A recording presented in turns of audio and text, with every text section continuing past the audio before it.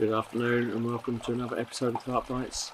We're still in lockdown, we still can't go fishing, so I've got my tackle box out once again and I'm going to share some rigs with you. Now, the last episode I showed you the hair rig and how it was originated and how it's developed into like the liner. Now, this episode I wanted to concentrate on the infamous, now banned, bent hook rig and how that's developed into the rigs that we all use today, such as the Ronnie rig, the Chod rig, etc. So without further ado, let's have a look at the bent hook rig. And here it is in all its glory. Now I'm using yellow braid like I did in the last episode just to show so it stands out. Now, bent hook rig, why was it so good and why was it banned? Well, let me try and explain both those reasons to you. Let's have a closer look.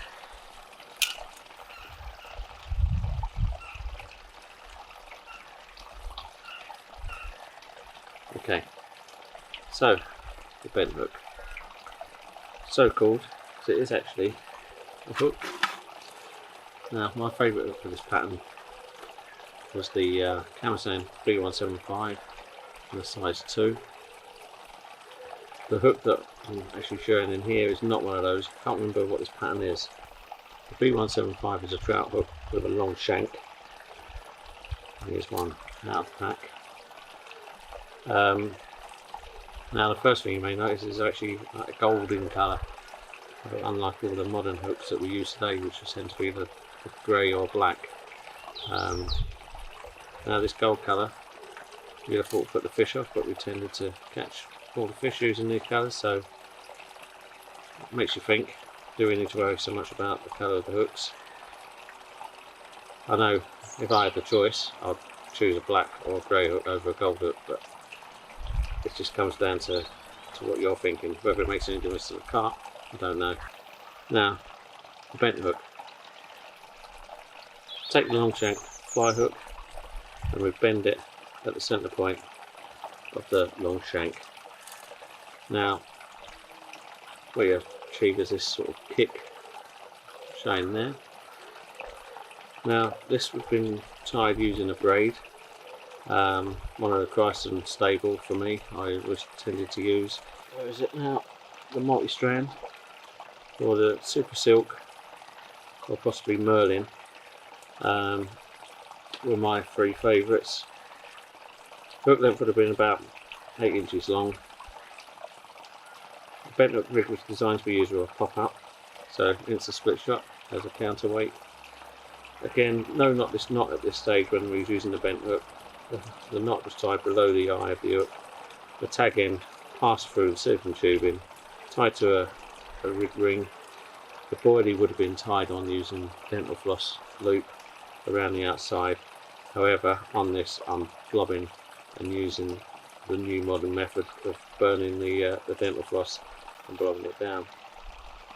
So that's the rig. Now, why was it so good? Let's just have a look. I mean, Rob Maiden brought this to everyone's attention. I don't know if he actually invented it, but he was certainly using it and advocating its properties.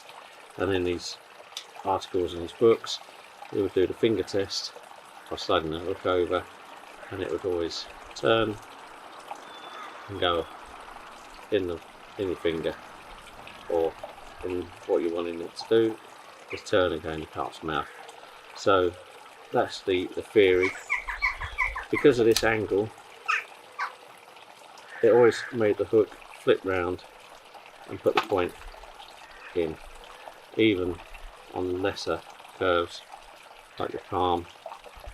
You know, it would still go in and turn and go in there. So like so.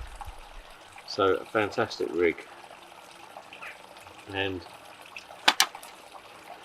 you know, like I've mentioned before when I've done in the last episode about the hair rig, each time you change something, it might be minor, but the catch rates sort of increased again. Now this was one of those rigs that certainly did increase catch rates for everybody that used it. Fantastic rig, but it had its flaws. What tended to happen is on the fight, the hook bend open and shut under pressure, and it would double nip in the carp's mouth. So it would go through a lip once, you'd get it through once in the lip, and then it bend and twist, and then it come through another point in the lip. So you get double hooking going on, which is not ideal, obviously, and it did lead to some mouth damage. Now, I actually stopped using this rig when I landed a fish, and the hook had gone through the bottom lip and then gone through the top lip. And then when I landed it and I looked at it, well, its lips were sewn together before I unhooked it, which was a really scary thing, because it makes you wonder what would have happened if it cut me off, or the hook length had snapped, or anything like that. With that hook in its lips, it wouldn't have been able to open its mouth, wouldn't have been able to feed, and you're going to end up with a dead carp, which no one wants to see. So since that day I've not used the bent hook, and to be honest, you don't need to. There's plenty of alternatives out there that are just as good, if not better.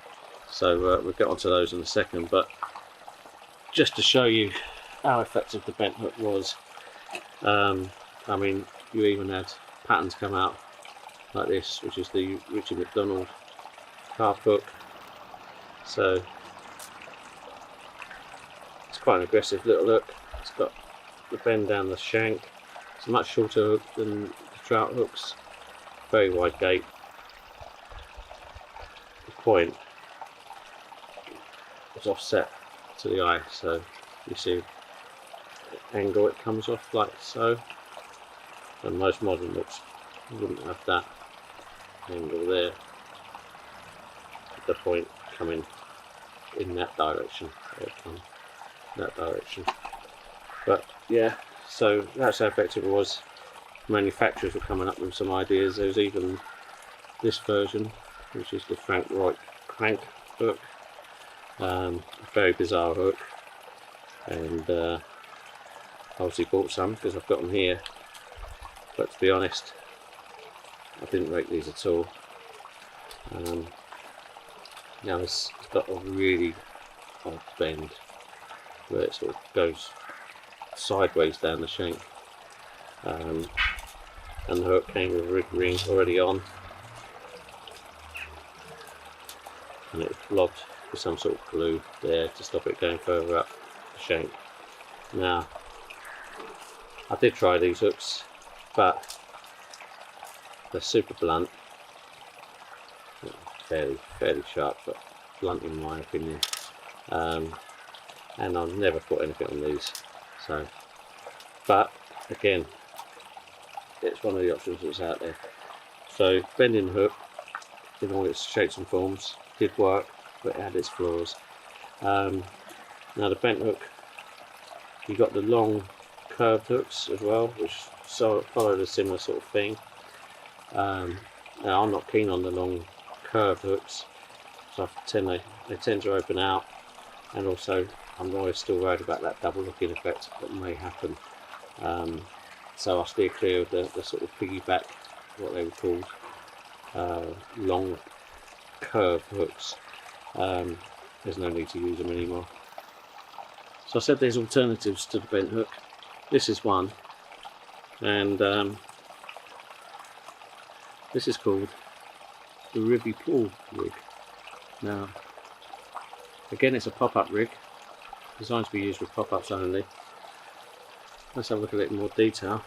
So, the Withy Pool rig. This method I'm using a knotless knot to a conventional hair. Like I say, it's a pop-up, designed to be used with a pop-up. Wide gate hook, not a long shank, it's a conventional wide gate hook. Now the difference is this section of string tube, which is curved and set on the steam at an aggressive curve like so. It's almost under the point of the hook. Now, looking at this, it shouldn't really work because it feels like that gate was actually closed up by this curve. But it does work, and it's caught thousands of carp across the country, not just in Withy Pool.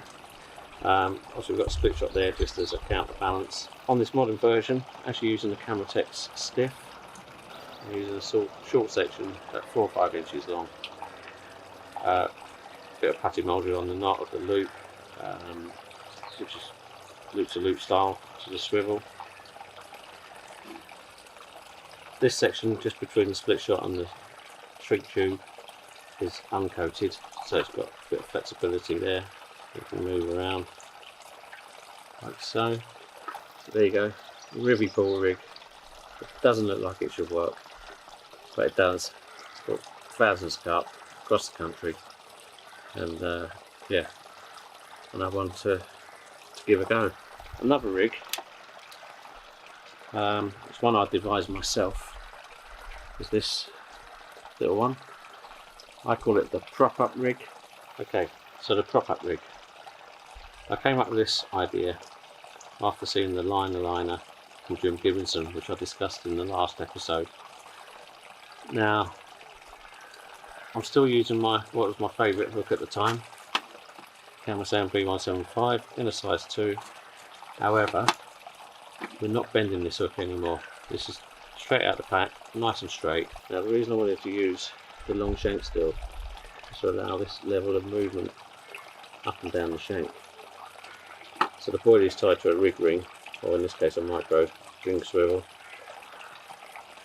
We've got a stop on the shank just opposite the point, so the buoy would sit in the water like so. And again, this is designed just for pop-ups. At the bottom of the hook we've got some shrink tube. Now, before we shrunk the tube, what we'll do is pull the line out the front of the shrink tube, again in line with the point of the hook, liner style, and we get a length of lead wire. We'll fold it up in half and stick the ends inside the shrink tube before we shrink it, leaving this curved section at the bottom. Then you shrink it. The lead wire gets held in place in the shrink tube, it won't fall out. Depending on the buoyancy of the pop-up, you can mould some putty around this loop and it takes it perfectly. It doesn't want to come off once it's on there, staying in place. And you've moulded that so that when the buoy goes down, it gets just a little donk on the bottom. I wouldn't do it too wafter style. I want it to be quite firm on the bottom. Lots of putty on the braid, and we'll still be using at this stage the multi-strand or the super silk on a Merlin, and again we're using about a 6 or 8 inch hook firm section. Now, I don't know why this works so well, but it did. Me and my friends, I showed it to my friends, and we used it, all of us used it exclusively for a couple of seasons, and done very well on the club lake we was fishing at the time. And then I've done an article and I put it in a BCSG article and let the cat out of the bag, and yeah, very effective rig. I only ever used it on hard bottom toe.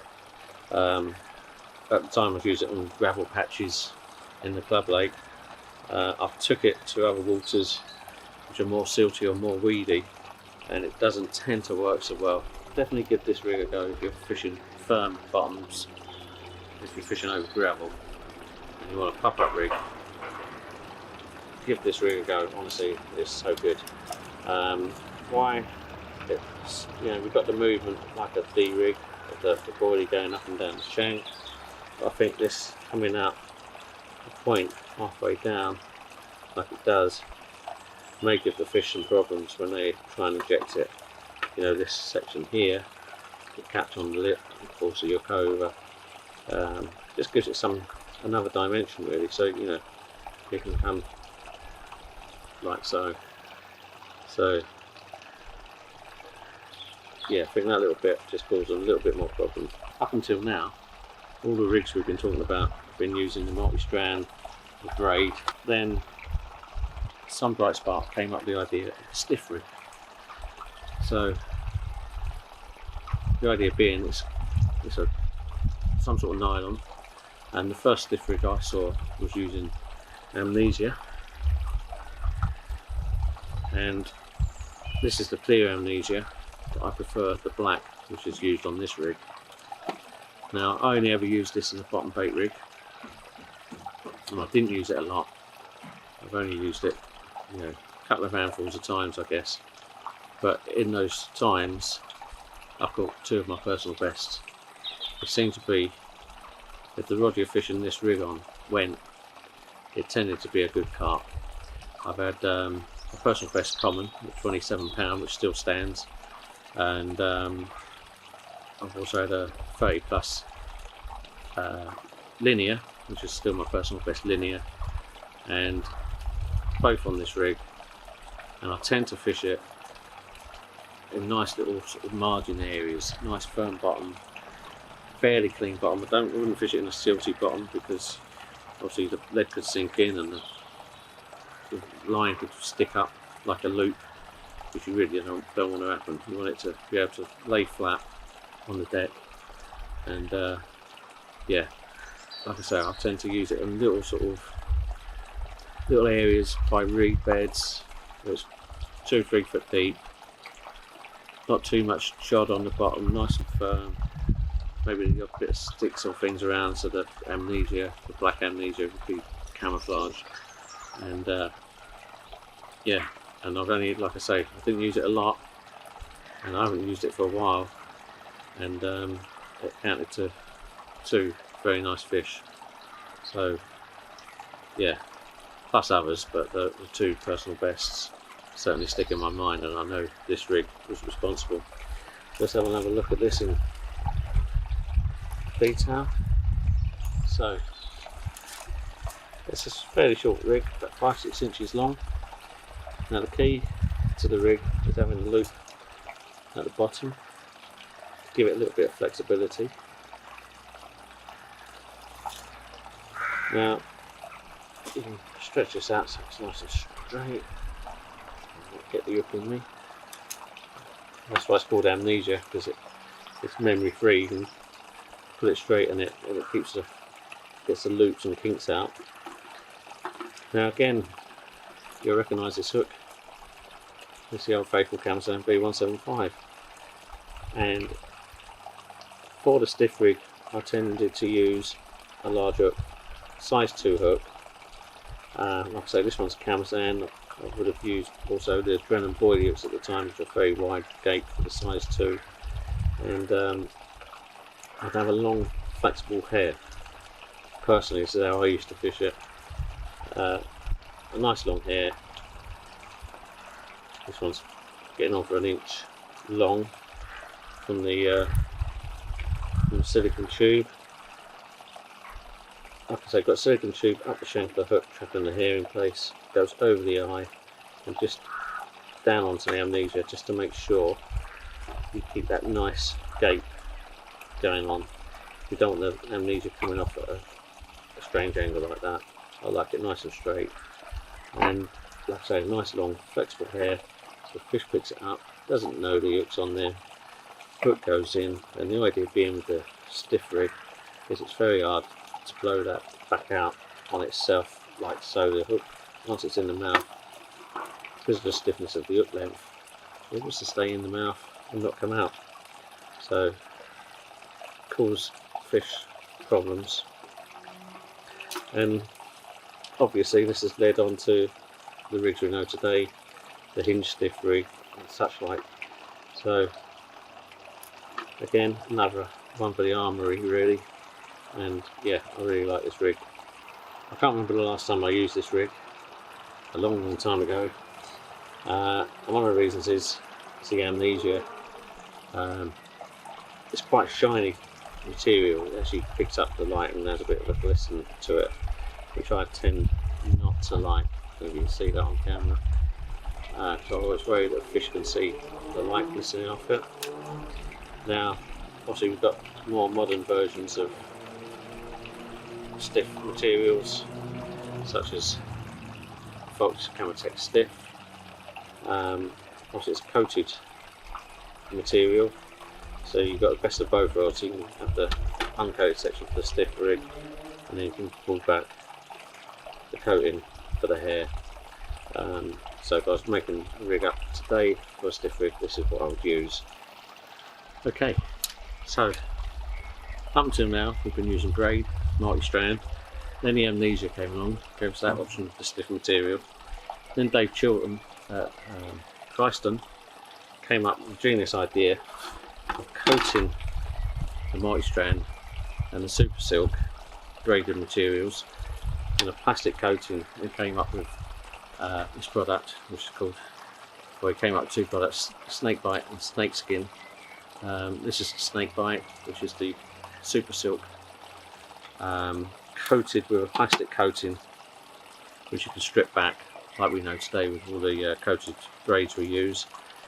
And you'd either strip it back and have the multi-strand or the super silk as your flexible section, and leaving this weedy green plastic coating along the length of the hook length, which help prevent tangles more than anything. It's not as stiff as the Amnesia was, so it's not really a stiff section, but it's stiff enough to stop tangles. This rig, particular rig, I used to great effect.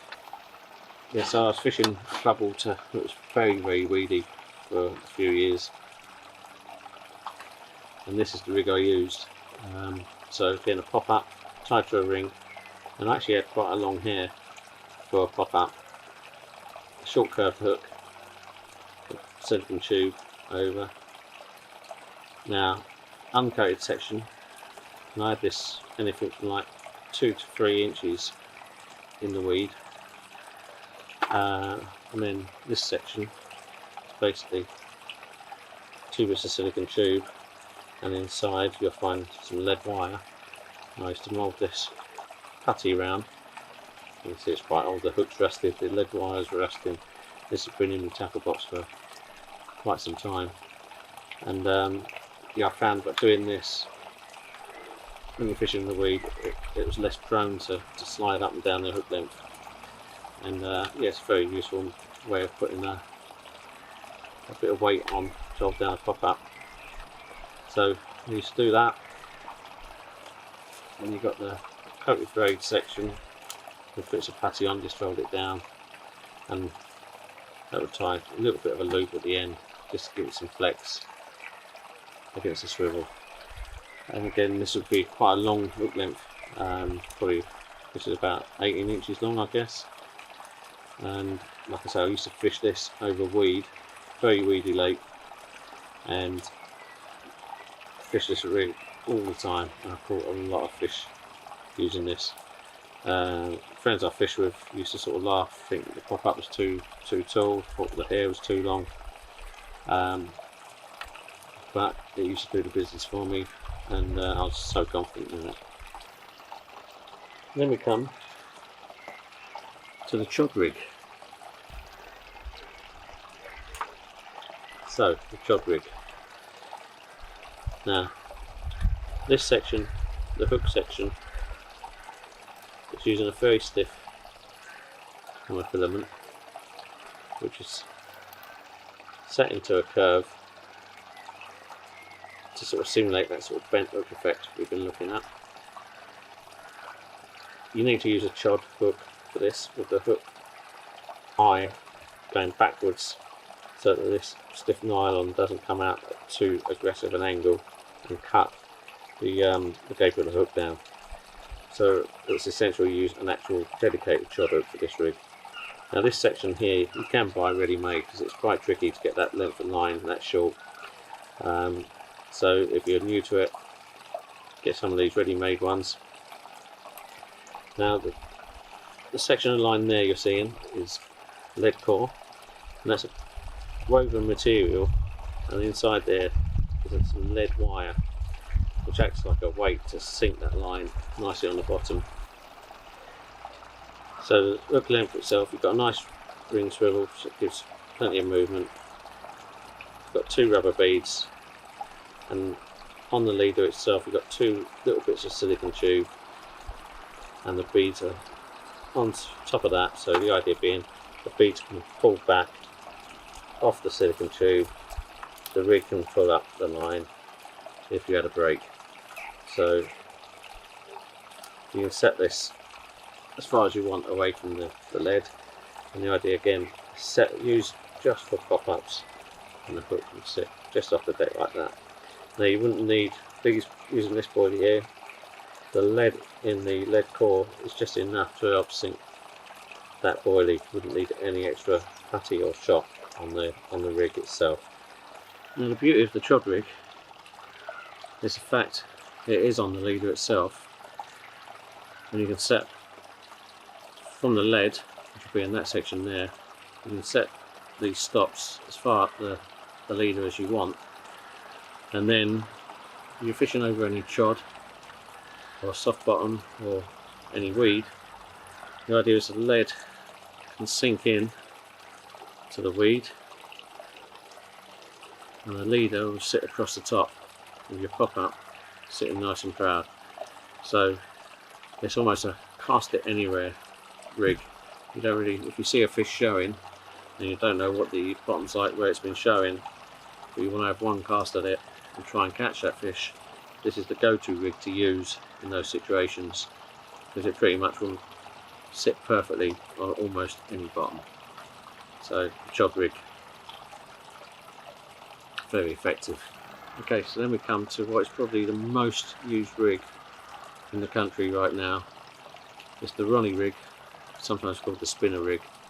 Now this is a pop-up version, and I caught fish using the pop-up version. I've also used fish using this rig as a bottom bait. I don't have any problems using it as a bottom bait at all. And yeah, then let's have a look at that in detail. So if we go back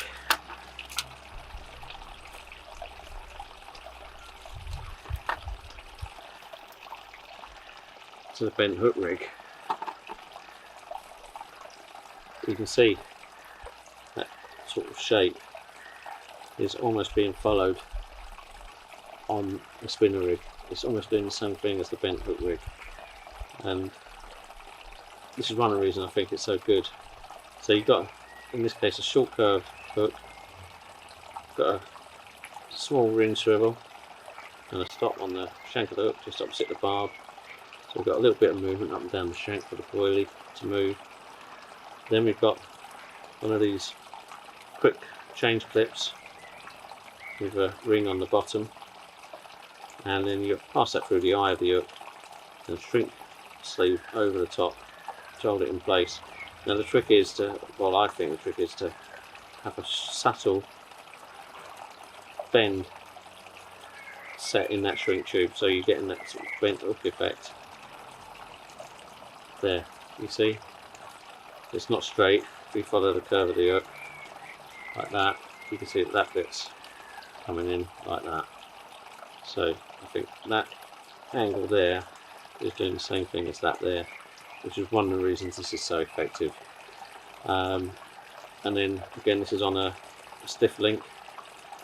I'm using about a 6-inch section with a loop at either end to allow some movement. So you've got a large loop there onto a large loop, so that can slide up and down like so, and the same at the other end. So you've got some movement on the swivel end that we can move around. So there we are, up to the Ronnie rig, which no doubt everybody out there knows. Oh, I thought most people would know it anyway. Now, like I say, we started off with a bent hook up to the Ronnie rig. I just want to show you the version of the rig that I like to use for a pop-up. It's actually the Mark Pictures version of the hinge stiff rig, and let's have a look at that in detail. So there we go, we've got the doubled over rigidity section going through to the hook to make a loop, We've got the small ring swivel which I've already lobbed on, so it's got a bit of movement up and down on that loop there. Bit of putty just on the knot of the rigidity, not much. The bulk of the putty to hold this down is on the loop knot. So this is just a linked ring swivel. It isn't it's just a normal swivel section there with the rigidity tied to it, but we've got this larger ring on the end of the swivel to the loop to give the movement. And again, we've got a loop at the other end of the braid. Now this is a fairly long section because I'll be using this over weed and chod and such. But yeah, this is my favourite version. You can see why it's so good, because you've got the original bent hook there. Now look at how aggressive that angle is there. It's like a large gaped curved stroke bent hook. But the beauty of this is, again, unlike the bent hook, is that rigidity. Though it's very tough, it will bend straight when playing the fish and not cause double hooking.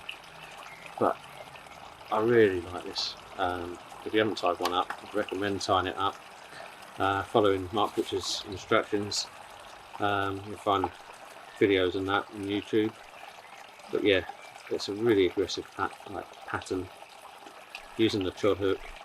That angle and rigidity is basically making a very large bent hook, and yeah, it's a fantastic rig. And I actually use this, a similar version of this, for bottom baits, which you may have seen in my other videos. But yeah, that just turns like the bent hook, like the finger test, and that goes round every time. So yeah, so there you go. Yeah, this, and those hooks are so sharp, it's brilliant. So there we are. So we've gone from the bent hook rig to the Mark Pictures hinge stiff rig, and both very effective. One's very dangerous and one isn't. So no need to use this bent hook anymore. This is far superior in my eyes. A cracking rig. So if you haven't tried it, get on it, give it a go, and put any comments in the comments below if you'd like me to show you any more rigs. If there's anything you want to see, if you want to see me tie any of these up, if you want anything explained in more detail, let me know. But yeah, if you don't like anything, again, comment. I'll read all the comments and I'll try and reply if I can. And yeah, so that's the end of this video. Please press like if you have liked it. If you haven't already, please click the subscribe button. And until next time, stay safe, stay at home. Hopefully we'll be on the bank soon. But most importantly, just take care, guys. I'll see you soon. Bye.